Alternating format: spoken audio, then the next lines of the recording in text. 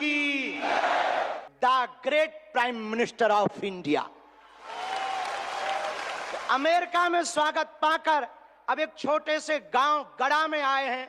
ऐसे प्रधानमंत्री मिलना मुश्किल है जो गाय की बात करते, गंगा की बात करते तो गरीबों की भी बात करते हैं।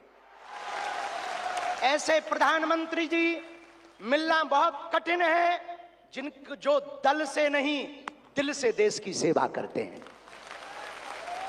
ऐसे प्रधानमंत्री जी हम सबको मिले हैं कि हम बहुत गर्व के साथ कह सकते हैं दीदी मां भी विराजमान है। 500 साल की सनातनियों की लड़ाई को उन्होंने ऐसे जीत करके बता दिया।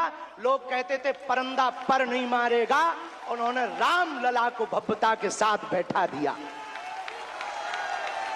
तो कुछ लोगों ने कहा कि भैया मंदिरों से क्या होगा, तो हमने जब अपना छोटा सा निमंत्रण माननीय प्रधानमंत्री जी को रखा कि हमारी सामर्थ्यता तो नहीं, गांव गड़ा है, छोटा सा स्थान है, बालाजी का स्थान है, हमारा निमंत्रण है, आपने बिना विलंब किए एक क्षण में कहा हम बनाते हैं और आते हैं। ये उदारता।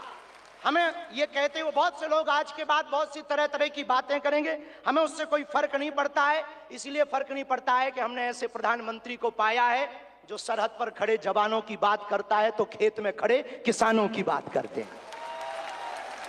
हमने ऐसे प्रधानमंत्री को पाए हैं हम सब ने जो संतों की भी चर्चा करते हैं, महंतों की भी चर्चा करते हैं, और ऐसे प्रधानमंत्री को हमने पाया है जिनका विजन और मिशन 2037 तक भारत को विकसित राष्ट्र के रूप में देखना चाहते हैं। आज एक नवाचार इस विकसित भारत में होने जा रहा। बुंदेलखंड की धरती से हमारे प्रियजनों, बागेश्वर धाम, पूरे भारत के लोगों, अभी तक अस्पतालों में मंदिर थे, अब मंदिर में अस्पताल होगा। और पूरे बुंदेलखंड के लिए ये सबसे बड़ा उपहार है, सबसे बड़ा वरदान है। आप जब से प्रधानमंत्री पद पर आसीन हुए श्री मोदी जी, तब से पाकिस्तान वाले भी कह रहे हैं कि हमें भी वापस मिला लो। ऐसी विकास की गति से भारत बढ़ रहा है, ऐसी गति से अपना देश चल रहा है। और एक बात बहुत हम विनम्रता पूर्वक आपको प्रार्थना करें, हमारे संत महात्मा विराजमान हैं, विदेशों से भी लोग यहाँ विराजमान हैं, एनआरआई सभी वर्गों के लोग हैं, यशस्वी माननीय मुख्यमंत्री जी हैं, हमारे क्षेत्रीय सांसद जी भी हैं। एक बात हम कह दें, विश्वामित्र का भारत विश्व मित्र की भूमिका निभा रहा है।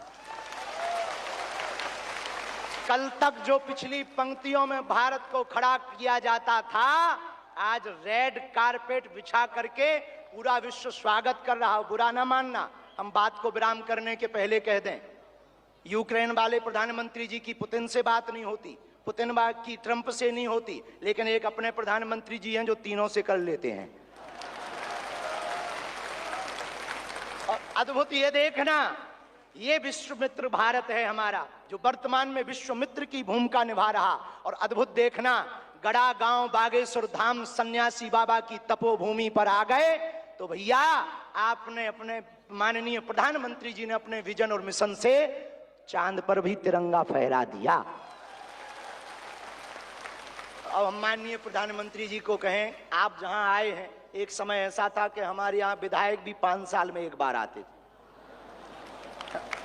अब आप आ गए हैं तो हमें लगता है हमारा बुंदेलखंड निश्चित रूप से आपको बहुत बहुत सब बधाई दे रहे हैं, आशीर्वाद दे रहे हैं, सब साधुवाद दे रहे हैं, सब आपके प्रति बहुत भाव प्रकट कर रहे हैं। अत्यधिक ना कहें क्योंकि ज़्यादा पूज्यपाद गुरुजी भी बैठे, ज़्यादा कुछ बोल जाएंगे तो गड़बड़ हो जाएगा। लेकिन अंत में यही कहेंगे, आपका स्नेह जो बुंदेलखंड के प्रति है वो बना रहे, और हमारा बुंदेलखंड और हमारा देश आपके नेतृत्व में ऐसे ही दिशा और दशा सुधार करता हुआ विकसित राष्ट्रों में पहुंचे। हम साधु समाज और बुंदेलखंड वासी तो हम वो हैं कि राम जी को 14 साल का वनवास मिला था तो 12 साल यहीं रख लिया था चित्रकूट में। तो हम चाहेंगे कि आप ऐसे ही बार बार आते रहें। और पूरे बुंदेलखंड के लिए यह अस्पताल लगभग 2 से 3 वर्ष में पूर्ण करेंगे, सबके सहयोग से। आप आ गए तो हो ही जाना है पूरा।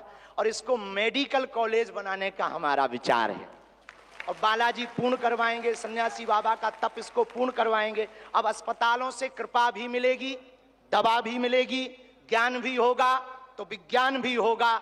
और हम आपको निवेदन करें, अतिशयोक्ति हो जाए तो क्षमा करना, हमारे ब्याह में भले ही ना आप आइयो, पर उद्घाटन में अगर समय मिल जाए तो आप पहुंचे।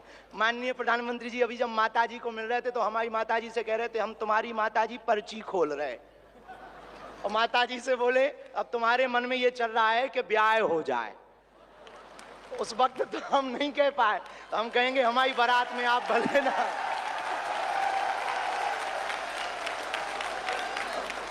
और हमने जब माताजी के प्रति आपका भाव के नाम से इस अस्पताल में एक वार्ड बनाया जाएगा। हमारे मन में ये आया और बस यही कहेंगे, हम तो कुछ जानते नहीं हैं, ज्यादा पढ़े लिखे भी नहीं, अंत में यही कहेंगे आप स्वस्थ रहें और आप ऐसे ही सत्ता में रहें ताकि भारत ऐसे ही विकास करता रहे। निश्चित रूप से मध्य प्रदेश के मुख्यमंत्री भी हर्षित होंगे। मैं आमंत्रित करता हूं मध्य प्रदेश के मुख्यमंत्री डॉक्टर मोहन यादव जी को कि वे भी इस अनुपम क्षण पर अपना उद्बोधन हम सभी को प्रदान करें। डॉक्टर मोहन यादव जी।